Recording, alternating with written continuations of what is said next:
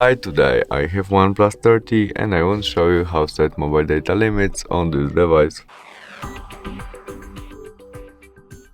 To do that, open Settings application, where we choose our mobile network and their data usage. Now we choose data usage limit and there we can set our limit. First step, when our size starts, maybe first day of each month.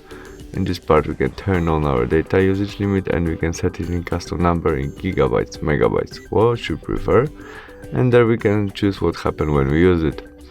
To confirm it, press done, and the same with monthly data limit. We can turn on it, set in custom number beyond 6 gigabytes also what happened, and there we can also turn on our data warming and set after how many gigabytes or megabytes we used, we get warming that we use it, and confirm it by done. That's all, thanks for watching, bye.